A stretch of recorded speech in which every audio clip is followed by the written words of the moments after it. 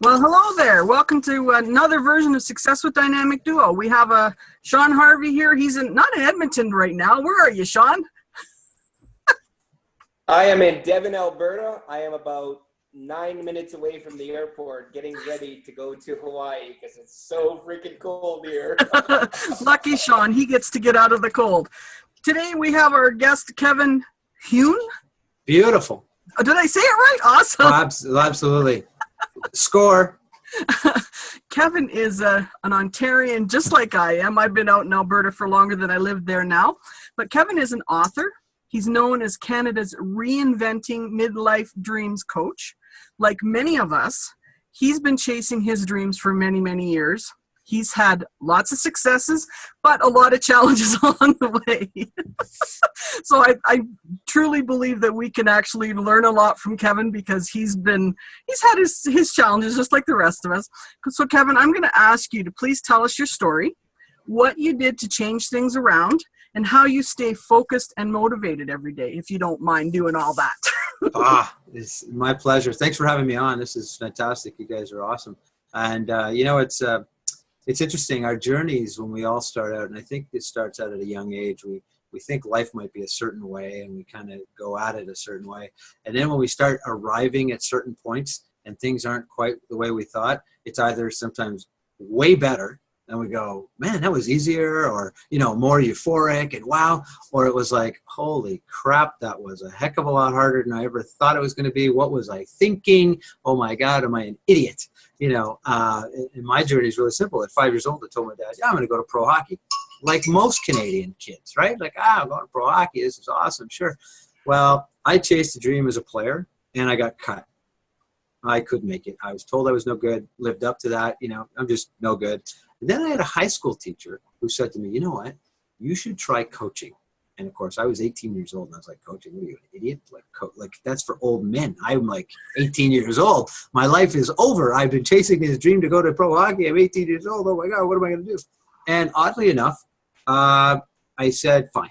I was like, whatever. So I got on the ice and I worked with some kids. I was 18, kids, 14. I was like, okay, today it's like, oh my God, that kid is like only 4 years younger than me. Back then it was like, oh, they're so much younger. Well, I turned the light on. And literally, that's what got me interested in coaching. And what happened, what I mean by the turn the light on, basically inspiring somebody. Showed him a tip, a trick, something I had learned as a player to try this. He did, it worked. He was totally excited. And he goes, wow, I couldn't do that before. And I went, wow. I was part of that. I made that happen. I helped turn that light on for that little guy. And it just got me going. So at 18 years old, it's 1982, and I'm just starting to coach. And now the dream of getting to pro hockey was back in full force. The flame was ignited, and I'm going, this is awesome. And I chased it, and I literally chased it till 2007. And along the way, I got into scouting. And so here's a funny lesson. Can I tell a lesson? This is a lesson I think everybody should learn. When you're told twice to do something, and then it comes up a third time, you better listen because there's a message in there for you. And for me, what it was I think it was 1985, and I was coaching a high school team, and I got told, you should become a scout. And for me, a scout was like an old guy in a trench coat. I was like, I'd do that. What takes that? Well, in 1986, literally a year later, I meet with a former Montreal Canadian who has now passed away, Dickie Moore, who was a good friend of my dad's. And I sat in his office and he says, I hear you want to coach. And I was like, yeah. He goes, you should become a scout. And this is the second time I hear it. And I go, really? Seriously? Dude, did you hear me? I want to coach. I don't want to scout. What did you not understand about it? My English, right? But I was 22. I was cocky. I knew it all. I knew nothing when I look back today, right? Well, in 1998, the third time, I got an opportunity to scout, and now it's in the Ontario Hockey League. I'd moved to Toronto, and I'm like, yeah, okay, I get it, I'm listening. And so I scouted, and I thought I was a pretty good coach up until then, and scouting just took my coaching to a whole new level because you have to look at what players could do, how they could be, how they are. And I'm using the hockey as an analogy because what happened for me at 5 when I said I was going to pro hockey, it didn't matter. In my head, I was going. So it didn't matter where, how, what. Well, I was a coach and I enjoyed it and I loved it, but it's like just never quite good enough. And it was like, it's always hitting this ceiling. And along the journey of coaching, in 2007, I got the opportunity to become the director of business development in the Central Hockey League. And I had not realized that all this experience that I had gained, you got to put food on the table. I got to eat, I got to feed my family. So what do? Well, I'll go get jobs, right? I'll do company, I'll do consulting, I'll work for Fortune 500s, all these different jobs along the way. And I learned all this massive amount of information, how to be a business owner, how to help business owners, how to coach people. And I just I'm just chasing the hockey dream. I'm like, yeah, whatever. And I, poo-pooed all this stuff that I had learned, but it was a ton of value. Well, when I combined my passion for hockey and my business knowledge, it was like home run. And the Central Hockey League hired me as director of business development. I was there 4 seasons. It was phenomenal. The NHL had me sit on the board of their diversity program, which is now called Hockey is for Everyone. It was like, you could have knocked me over. I was like, oh my God, I fulfilled the dream. And here's what happened is I chased that. I mean, you think about it, from literally 5 years old to 2007. So it's 69 to 2007, nearly 40 years of just chasing and being told, no, thank you. No. And I got a file this thick, no word of a lie, this thick, no letters. And I have one yes letter. And I say to people, how long are you going to keep going to chase your dream? Like, at what point will you stop? If you want it bad enough, keep going. So for me, huge life lesson is, if you want it bad enough, you'll do whatever it takes. You're not going to, nothing will stand in your way. There'll be objections, there'll be things coming up, there'll be obstacles, listen, I went through divorce, I lost my dad. I got fired from jobs. I got fired from hockey jobs, business jobs, work jobs, lost clients, kept clients, traveled the world. Ton of positive and negative things on the way, but it was always one maniacal focus as I was getting pro hockey. And today, after chasing my dream, and so here's the funny thing, right? This is where it's kind of, you chase this dream. Is that all there is? I'm like, are you kidding me? I was going for pro hockey. This is awesome. And I thought, this is it.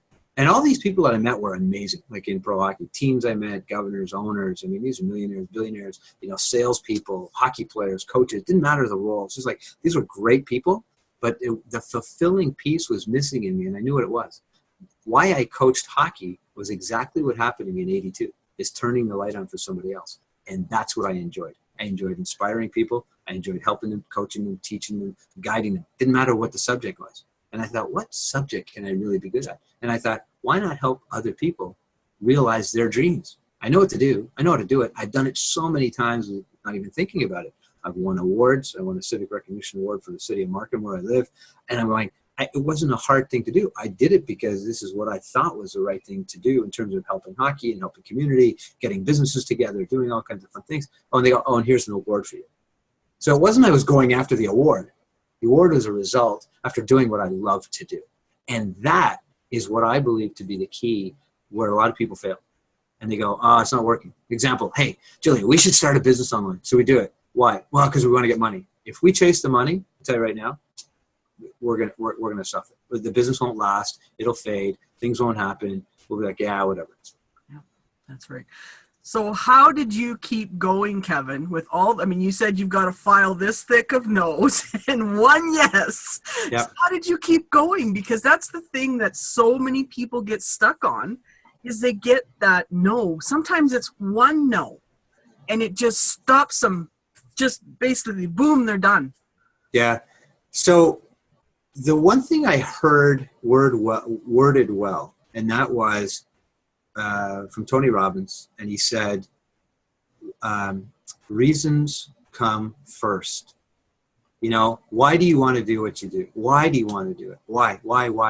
And you just keep asking why. And I'm going to tell you, if you can get enough why in what you're doing, what'll happen is everything else will kick into place. And I know that sounds easy, but here's what happens to most people. Hey, Julia, so why do you want to be, that top sales guy at that company? And you go, well, because I want to make a lot of money.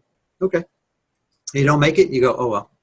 But if you're like, oh my God, if I don't do this, I will have failed my mom, my cousin, my friend, my brother, my husband, my wife, my child. You'll list, your whys will become such the driver that you cannot stop.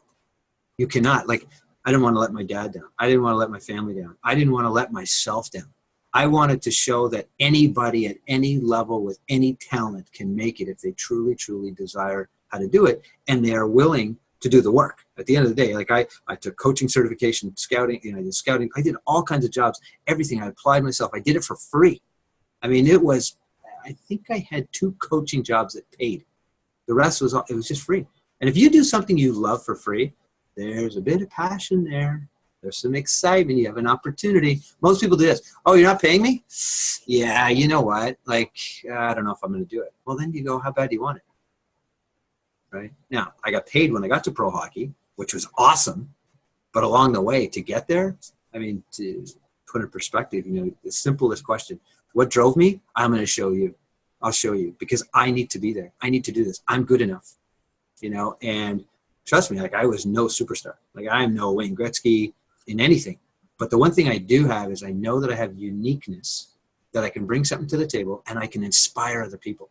For some reason, ever since I was a little guy, I always thought I could always help somebody else be better in life. Even if I only put a smile on your face. If I put a smile on your face, your life's better, I did it. And I'm not cocky, not ego, but just going, I helped you. I helped you. That's why I'm here. That's my mission, to help you and enjoy life. We have Sean and I have a mentor that actually says, change your state, change the person's state, and you'll actually, so that's sort of the same thing, right?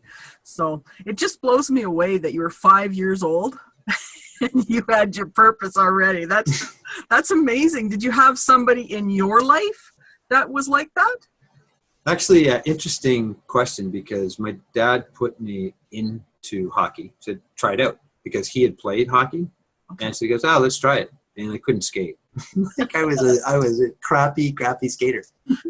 And he put me in nets. He put the goal pads on and all the goalie equipment. And oh my God, it's a hilarious kind of picture. There's a photo I have. It's just the helmet's too big. The helmet's like this. I can't see, right? The pads are too big. I can't really catch the puck because my hands. It's like this crappy thing. And I'm in nets, and it's outdoor hockey, so I'm freezing. Oh, okay. And I was like, and I was the goalie, and he's like, don't worry, it'll be fine. Okay. So I stayed goalie. I never played out. And some people just say, players, goalies are crappy, can't skate or whatever. Well, years ago, that's what it was. Today, they're one of the top athletes on any hockey team. And I'm like, I was before my time. See? There you go. Actually, I can relate to some of the hockey story because my middle brother played hockey, and actually my one nephew does, and he coaches hockey. They're all in Ontario as well, and they got their little girl. She's only, what is she, 3? She's gonna be 4 in December, I think, and she just this little thing skating, and she's just going like crazy. Right? So it's just awesome to watch her because she actually sends videos, puts them on Facebook and sends them out. It's just awesome. That's awesome. And we have technology today. So think back to years ago when you just take a picture and you get it developed and you hope it wasn't too blurry or too crappy and you kind of hung on. Today, what's really cool is sharing the stories of kids. And it's funny. My first book was the ultimate. The book was all about basically minor hockey. So it was the ultimate source for minor hockey and keeping kids in minor hockey. It wasn't about going pro. It wasn't about becoming a professional and all that. It was just literally about the success and fun in minor hockey. And it's 4 years old, 7, 12, whatever, playing house league, playing AAA, whatever it is. You're having a good time now. You're not, yes, you might have a dream, but how do you have the success and the fun right now? And this is what has been in my life, my entire life it was all about minor hockey, enjoying it, just being part of it. And I think that's what probably helped stimulate the drive in me. Because hockey, that's what it does to you, right? You're on a team, so you want to succeed. So individually, you want to be the best player on your team because you want to support your teammates. At the same time, you want your team to do really well. So you get this mindset of, okay, I want my team to succeed. We're all going to do this. Let's come together. Let's work together. Let's do it. And you go after a goal. And it's over a short period of time. Well, my life was really one season at a time. So I didn't think about 5 seasons from now. I thought, okay, in September when that comes, I got to be on this level. Oh, I got to be at this level. I got to be at this level. And I just kept going. And it's funny, as I'm talking to you, I'm starting having a few ahas going, I think I know what my own success was. I only worried 1 season at a time. I didn't try to do, 10 seasons from now. Yes, I wanted to be in the NHL, but I was like, you know what? I got to worry about this year. So I'm in Atom, I got to get to Bantam. I'm in Bantam, I got to get to Midget. I'm junior, I got to get to, junior, and then coaching. Okay, now coaching, same thing. Coach the higher level, coach the higher level, get to the better level. And it was a flavor. It was the hockey thing. But guess what? Could you imagine working for Fortune 500 companies? They pay for huge training, by the way, right? Like they'll give you like how to, mindset training, coach, sales training, how to deal with people, be on a team, process improvements. You learn all this stuff, but you're going, yeah, whatever. Then you go, that's nice, but my dream is over here. And it wasn't until I got really to pro hockey that I started realizing that all this experience helped build who I had become and got me to pro hockey. And so some people kind of leave that off the table. So I can see just by hearing you talk, and this is probably your aha moment, is you had this big vision, this dream out here, but you chunked it down like they tell us to. Like have a 1-year goal, a 2-year goal, a 3-year goal, a 5-year goal, 10-year goal, 20-year goal. Mm-hmm. Like how many people actually do that? Because of hockey, it was easy. I was going to say easier. I'm going to say quote unquote easier for you because it was sort of forced for you in some ways. But you kept going. Like I was actually having a chat with one of my mentors in another program I'm in, and he said, I've reached that point where I'm making good money. I don't have financial issues. Right. I mean, I'm supposed to be a student, and he's telling me this, right? And he said, I don't understand how I'm going to go to the next level. And, that is a big thing for a lot of people. Because, you get to a certain point, whether it's income or whatever, you've reached some of those goals. How do you go further, set those lines out further? Well, it's funny you say that because when I got to pro hockey, that was one of the things. Like I got there and I was like, okay, so now what? So I made it, like per se, in terms of it didn't matter what position I had. I was in pro hockey. I got recognized. I was, amongst my peers or people that I looked up to at one point. Now I became friends with them, and I was sitting there going, wow, like so now what? This is where, and this is what I teach people. When I coach them, when I do consulting in businesses, I go, what is in it?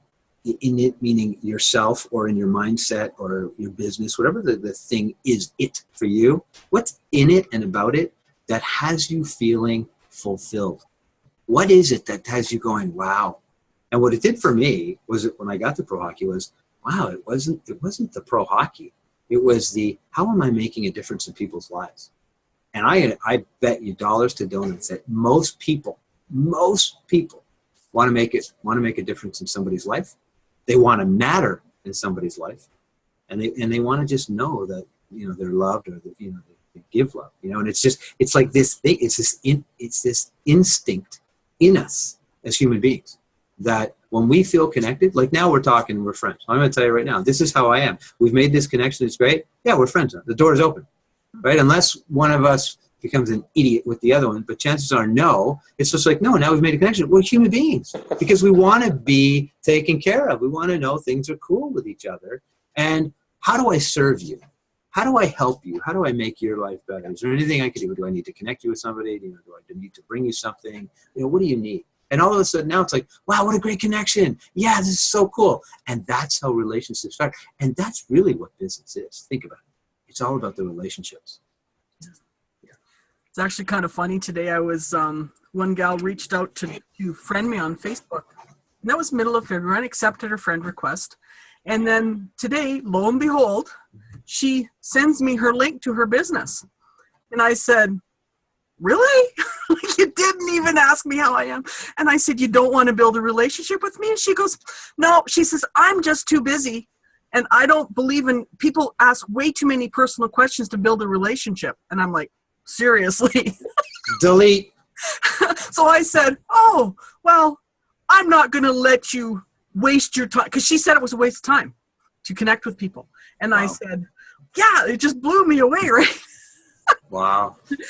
And it was just amazing. So I just said, yeah, okay, I won't waste your time. Have a good day. Right? Yeah, that's it. And it's basically delete, unconnect, unfriend, whatever. That's and literally like a block party right now. That was like... It was amazing to me. Totally amazed. Like, just, wow. So, yeah, and building those connections, like Sean and I talk about it all the time, too. And obviously, you're that type of person as well. And you realize the value Oh, Building listen, relationships. let me tell you, look, relationship, my dad used to say to me, it's not what you know, it's who you know.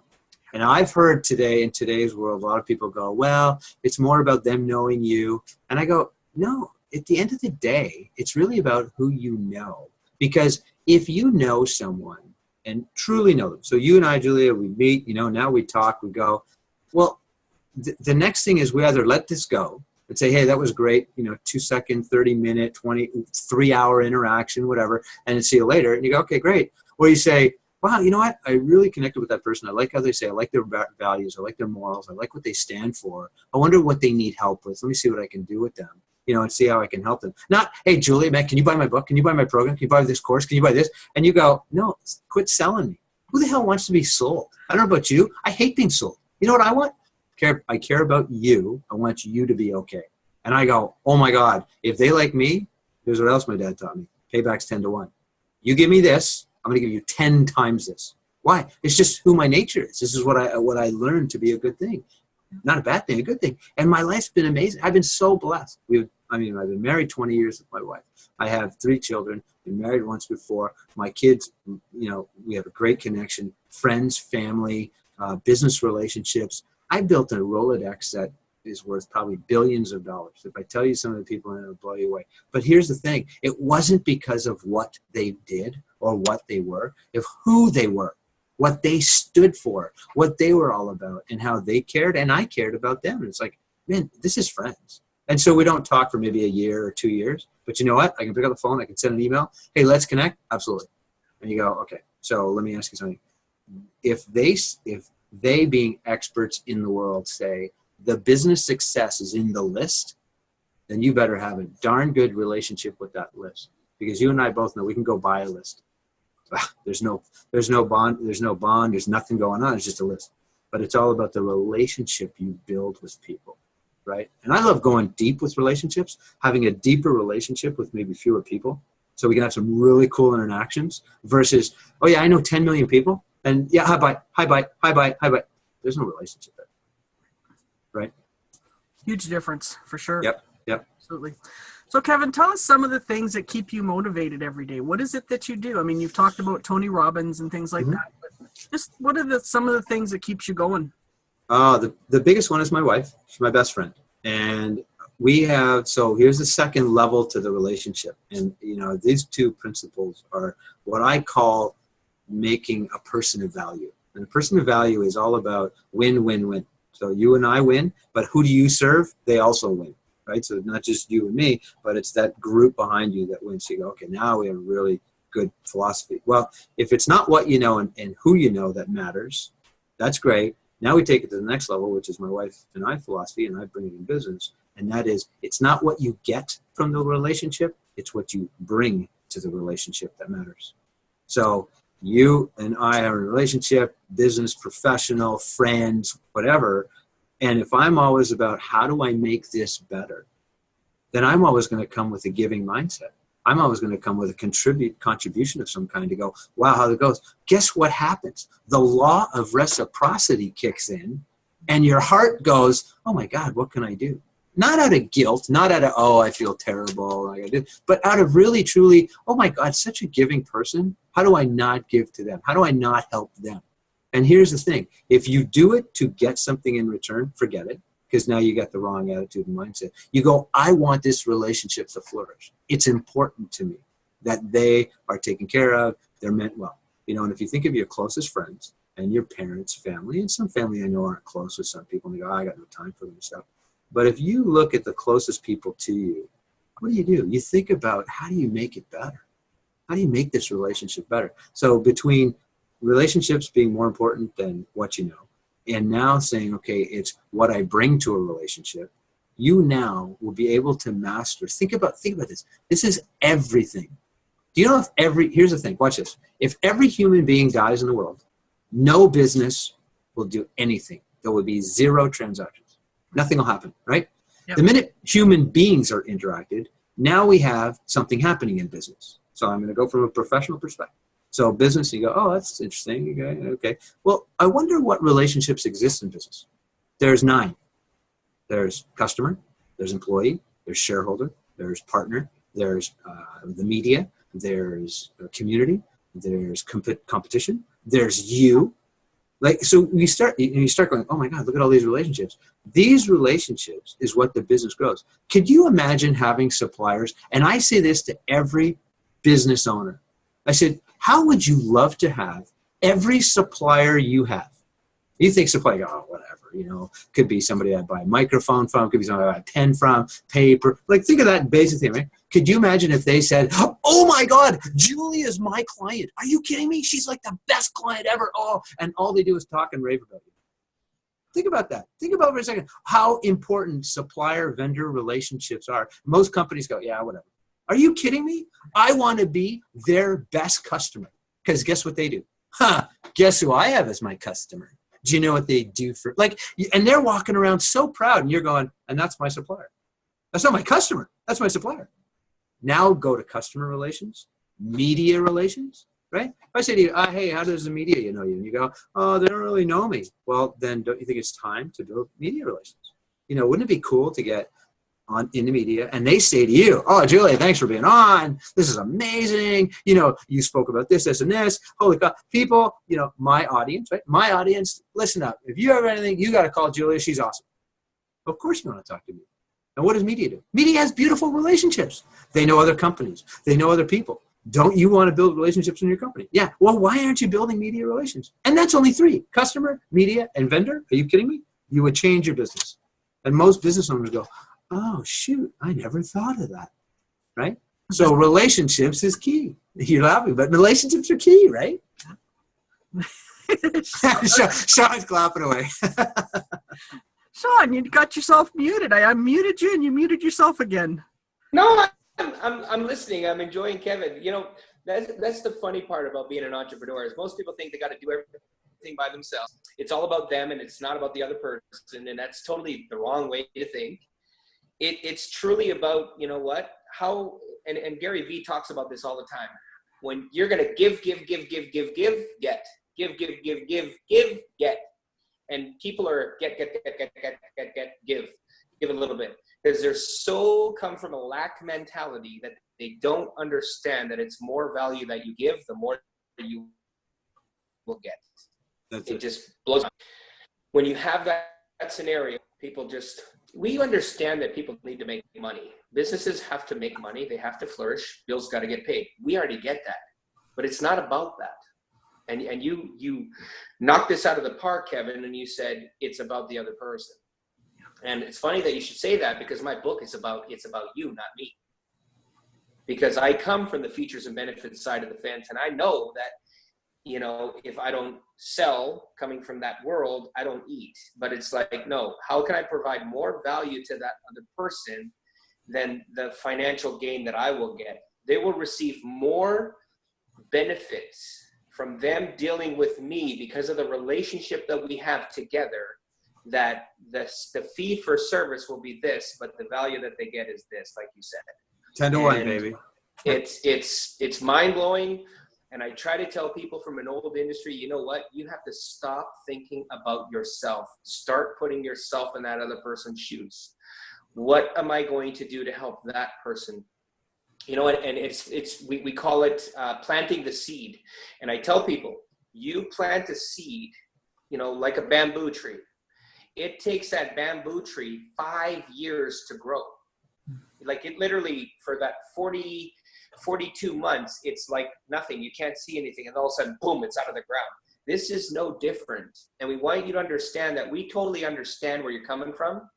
But it's when you plant that seed, you never know when it's going to come to fruition. Yeah. And it's not about thinking, oh, well, you know what? When you give, you will get. The law of reciprocity works in amazing ways. It's that universal smackdown, as we call it, to say, hey, guess what? That business owner, you could refer somebody to them like Kevin that's worth $100 million and you expect nothing from it. But then next thing you know, a week or two later, you get a phone call saying, hey, I got a $500 million deal for you because you gave to somebody else. And it's your network is your net worth. And I'm glad you brought that up, Kevin, because so many people yeah, but Sean, you got this. And they feed me all this BS and these excuses about why they got to pay. Hey, and I say to them this, I get it. I really do. But when you give more perceived value to the universe will serve you like you've never been served before, and will literally pick you up off your legs and put you into that kind of horse-drawn carriage, and you'll be worth hundreds of millions of dollars because of the relationship that you've built with people that you never thought, because you weren't making it about you, or you're making it about them. And right. I'm glad you brought that up. That's awesome, man. Well, and so here's a great visual that can help what you talked about with, take, and give. If you think of a well and there's water in that well, and all you do is take the water out of the well, eventually that well runs dry. But if you constantly bring that well, in other words, if you are always saying, how do I improve this relationship? How do I make this relationship? How do I bring water to the well? It'll always be full. You'll always have something to get. The other person will be able to get. Because if the other person has the same mindset as you and going, yeah, I want to bring to the well too. Now you're both adding. You'll always have something to feed off. You'll always have something there, and you'll be like, oh man, this is so great. How do I serve you? You serve me. And you know where it starts, Kevin? I'm glad we're on this conversation. It starts with, you know what? They have that conversation. Well, they see that homeless person at the Tim Hortons drive-thru or the Starbucks, and they're doing what they got to do to get by. And most people are like, well, why doesn't that guy go get a goddamn job? And blah, blah, blah. And like I said to them, no, you got to stop doing that, because you subconsciously program your mind that it's not okay to give. And when you do that, you put basically a cap or a glass ceiling on what the universe will provide you as in form of abundance. Yep. I say, do you know that your subconscious mind will not allow you to give away more than it knows that it's going to get back? It's kind of like that safety net. Your brain is meant to protect you. Self-preservate. No, you got those two voices, one on this side going, go for it, just take that leap of faith and invest that money in that program or whatever the heck it is, or go buy a property in Florida or whatever it is. And the other one's going, really? You're an idiot for doing that. You don't have any money. You're working paycheck to paycheck. And that's the part, when you give a couple of dollars to that homeless person, amazing what that does for people. And when you teach your children that, it's like, you know what? It's a different vibration it actually makes you feel good that you've actually done something for somebody else. So, okay, so let me right there, you just said something that everybody better get, and that is all about the vibration. So if you go and your words say, yeah, I'm going to make money. Yeah. But your vibration is, you're an idiot. Who do you think you are to go make money? The vibration overtakes whatever words you say. And yeah. I have found that when you're feeling, and going back to the beginning of this conversation with Julia, what went on, my feeling inside was, I'm going to make it. I don't care how, I don't care what, I'm just going to make it. I don't know how, I'm just going to go. And didn't know how to figure it out. I just knew that I had to be there. Well, most people that when they have businesses, and you guys have probably spoken to tons in terms of entrepreneurs and what goes on, the ones that succeed, the ones that you go, geez, how did you break through that frustration and that problem, that obstacle, whatever, that inner self, that inner talk, that subconscious, everything you talk about, that vibration was, it's okay. I'm going to get through it. I'll be fine. I can do this. I can do this. I may sleep on a couch. I may sleep in a car. I may do this. Now some people go, oh, I don't want to do that. And I did a little video a couple weeks ago, and I said, if you have something that you want to go after, right? So you go, okay, there's my desire, right? But everybody goes, yeah, but you have to sacrifice all of this. See, if you focus on sacrifice, you're always losing. If you focus on the desire, you're always gaining. Yeah. When I chased pro hockey, yes, I went through divorce, and that's not fun. I got kind of crap to go, but I didn't think about the divorce. I didn't think about my ex-wife and I didn't work out. She didn't believe I'd ever make it. Told my kids I would never make it. When I made it, I got on the phone with my kids, and they were like, Dad, Mom lied. And I said, no, she just didn't know, as you do now, that anything's possible. And that was my whole message. And this is what I keep doing in my life. It's like anybody can do anything they want if they truly, truly believe, desire, whatever they want. We have cars flying. We have a phone on your arm. You know, like I don't know if you ever see, like I saw this stuff on the internet a couple weeks ago. I couldn't believe it. I go, what? It's a little wristband you wear and it shines on your arm. I'm It's thinking, an Apple okay. Watch.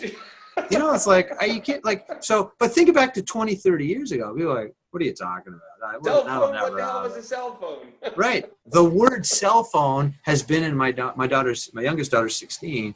That's been her life since she was born, the word cell phone. Cell phone, I learned cell phone in the 90s. I was like, well, in the 80s, we didn't even use that word. So it was a cell phone. You don't even know what that was. Google. Okay, what was the word Google before 1995? I never even heard of it. Like, what is that, right? Now, everybody Googles.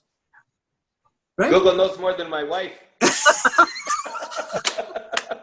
Oh, Sean, you bad. Don't worry about it. Google knows more than my wife. It's all good. I love her to pieces. I love it. I love it. I love it. Right. Yeah. So it's You need to learn what Google is. and what it's all about and what it's for. Exactly. So yeah, so your point, Sean, you know, vibration's key. I mean, it's great to have this intellectual mindset. You say, I really, really want this, but what is this thing? Because this is the driver. This is where we connect, right? If I tell you, look, I went through some massive problems and troubles in my life, I connect. Oh, we can have cases and cases and no, sorry, back that up. We can have truckloads and truckloads of beer, you know, kind of comparing notes on the relationship that I had. So I feel you. The biggest thing that I can say is, you know what? We have a decision every single day when we wake up. Have a smile on our face or a frown. It takes more energy to frown than it does to smile. Yep. And I told my wife this because, you know what? I love my best friend and I love my wife to pieces. I love my kids. And I tell them this, the hardest part of life and in business is the 6 inches in between your two ears. So Perfect. what are you feeding yourself every single day? Because they're both invested in me and invested in my business, which is our business as a family unit. Mm-hmm. And I say to them this, I don't know how everything's going to happen. I don't know when everything is going to happen, but my driving force is my why. And you and my kids and my wife are the most important things to me.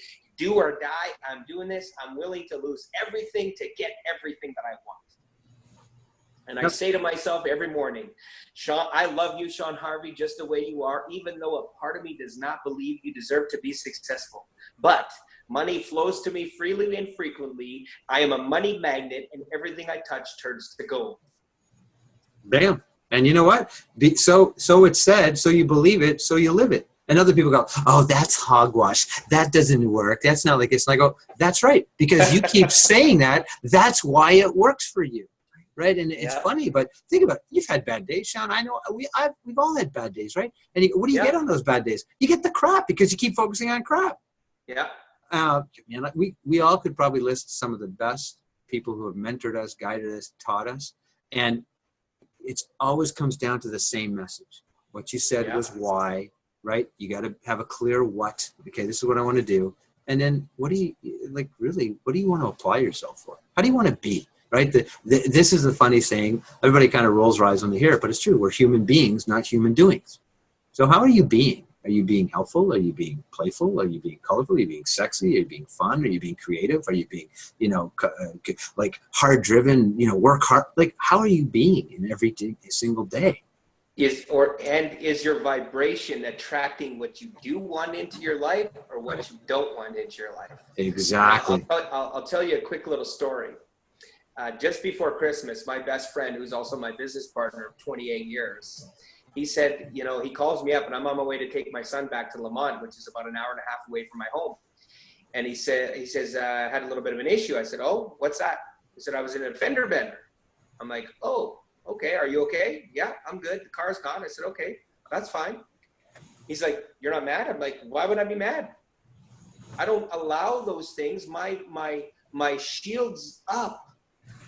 As soon as I get out of bed and I shower and my shield is up, I don't allow this crap to take or make my day. I choose to wake up with a smile on my face, even though a part of me doesn't believe I deserve to be successful. So I turned around, went back and seen him, and he was telling me the story about what he told the tire guy less than 2 hours before. And he said, let's say you're the tire guy, Kevin. I'm going to say, Kevin, don't bother putting on those brand new tires on my SUV because I'm probably going to get into an accident anyways. And less than 2 hours later, boom, he's in an accident. And I tell you, you attracted into your life what you do not want. He's like, oh no, that. I'm like, okay, I'm just telling you. Wow. That's it, pal. Like, you hit it right there. It was like, I said, that's God's universal smackdown to you, that you need to stop talking about crap. Yep. You don't want it to happen? Don't talk about it. Yep. He's like, well, what about this? What about? I said, don't talk about it. I don't know how it's going to happen, but we're going to make it through. We're going to get through this mess. We're in the swamp right now, and everybody is. The difference is who we're in the swamp together with. Yep. Yep. And they're like, oh, I said, every business has their challenges, but it's all on how you deal with those challenges. Do you let them dig deep inside and say, oh, Kevin, you know what? I think I better end this Zoom call right now because I'm giving up. No, BS. I'm not giving up. The day I give up is the day that I'm put in the ground. That's when I give up. That's it. And I'm always learning something new every day. If I don't know something, I'm going to seek help. Because I don't know everything. I know some things. Yeah. And like I said to Julia, and she laughs all the time, I said, I know enough just to be dangerous. That's good, actually. I like that. Yeah, I can vouch for that.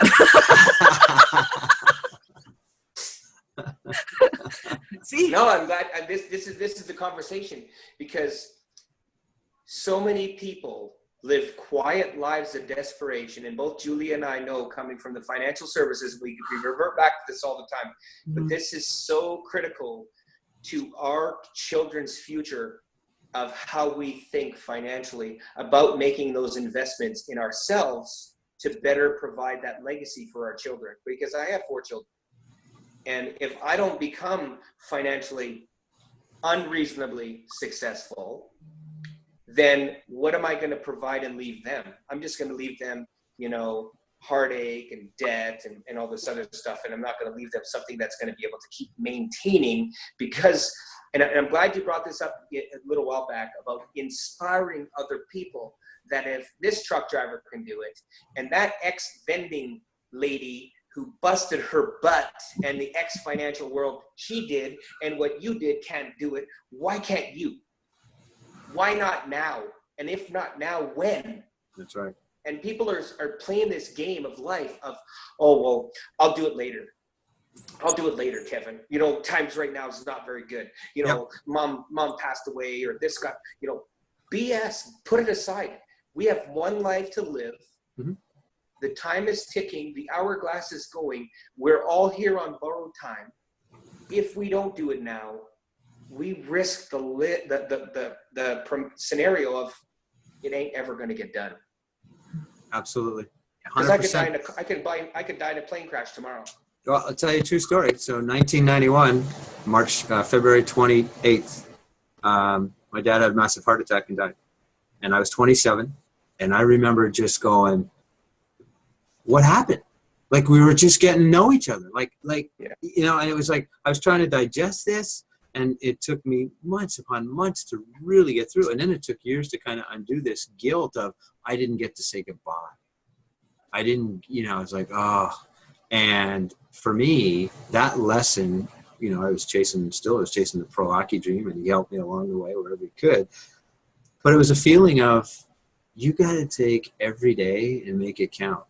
And, for the last, since 91, am I perfect? No. Do I have bad days, ups and downs? Yeah. But I'll tell you what, in the last probably 10 years, I have a heck of a lot more updates.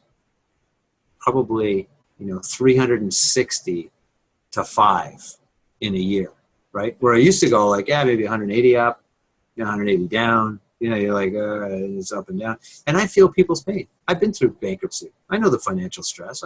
I scrapped 8 businesses. I know what it's like to go, oh, I'm a failure. Oh, am I really worthy?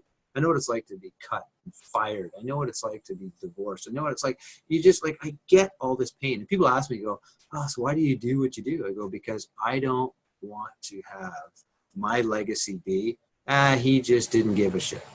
Pardon the expression. Right? It was just like, I care about people. I really do. When we connect, when I sit across from face to face with people, go, you know what I get about you, man? It's like you care. I go, yeah, it's my inner essence. because we all do. Ultimately, we all do. It's when we're hurt. Oh, and you'll love this sentence. Hurt people hurt people. So if you can understand everybody you look at and you go, oh my God, how do they come at me like this? How is that possible? How is it possible? Just take a step back and go, you know what? They're probably hurting. And then you have a compassion. And then you change how you think. So everything you said, Sean, was bang, I believe just bang on. And there's so many, I'll call them the experts in the world out there, and they say the same thing. That's exactly what they talk about. And it's all about what's in here. Mm-hmm. You know, can I share this hockey story? It's a hockey story, but it's so relevant to what we all do. Yeah, go ahead, man. All right. So when I was coaching, and it's happened many years, and I have players come up to me and go, Coach, I'm in a scoring slump, you know? And I'd go, a what? And they go, I'm scoring slump. Now, if you understand hockey, scoring is just trying to score a goal. As a Canadian, you're trying to put the puck in the net. Okay. So I'd say to them, hey, why don't you show me scoring? I go, show me what it is to score. Now we're going to get into this. Watch what happens. The guys go, well, they grab their stick and they make these arm motions. And I go, what's actually happening? And they go, well, my stick hits the puck. The puck's got to go on the ice or in the air, and it goes past the goal line. I said, okay, so what action are you taking? And they go, well, it's this. I said, well, what do you call it? They go, well, it's shooting. I said, oh, so do you know how to shoot a puck? And they go, yeah. I said, so if you go like this, is that shooting a puck? They go, yeah. I go, then show me scoring. And they're like, what? And I go, see, the brain doesn't understand non-actionable words. And that's why business owners stuck when they go, you know, I need a business plan. You know, it's a document, right? And I go, well, what action is needed? Well, I got to write it. I go, what? I got to write it. Oh, well, how do you write? Take a pen and paper, type on a keyboard. I go, then that's what you need to do is write actionable words that you can go, I can do this, right? Hey, I want to make a lot of money. Hey, show me the action making a lot of money. Most people can't because they go, well, no, you can't. Oh, but if I pick up the phone and I ask if they would like to have the service I provide in exchange for currency, oh, I can do that. Yeah, you can. Your brain goes, I can do that. I know how to do that because it's a tangible action. So what I translate from the hockey side is use words you can actually action. And when you do, things happen. Awesome, awesome, awesome. That is awesome. Yeah, that's the best part. And I just want to say this, guys. If you are watching this recording, my mindset is not in freezing cold temperature. And that's why most of my American counterparts say to me, well, how do you deal with the cold weather? I don't focus on it. I focus on, I'm on a white sandy beach, walking with my wife in the sand to get through the winter. And they're like, but how do you do it? Start with good books, start with audios, and you'll be able to control the environment that you in. And they're like, no, you can't do that. Yes, you can. It's all right here. There's no room for stinking thinking. You're gonna need a checkup from the neck up. You gotta pluck your weeds. When you change the inner roots, you change the outer fruits. I mean, it just kind of, it's like that warm kiss in that relationship that, you know, it's like a warm kiss, that sale, just boom, it happens. It's a kiss. It's not, people want to buy, they just don't want to be sold. And that's the best part. Yep. So Kevin, we thank you for, you know, spending this little bit of time with us. I do appreciate you. We look forward to having you on again. And I love you, my sister from another mister. And we were going to wrap this up, guys. We will get Kevin back on again because I believe he has that much value to provide the world, and he's a very knowledgeable guy, and looking forward to building a further and deeper relationship with you, Kevin. So I thank you for spending this time with us in the Eastern time zone, and we will see you on the next one. And I love your smile, man. It's contagious. Thanks, buddy. It's awesome. Guys. Take care. Thank you so much, Kevin. Take care. Thank you.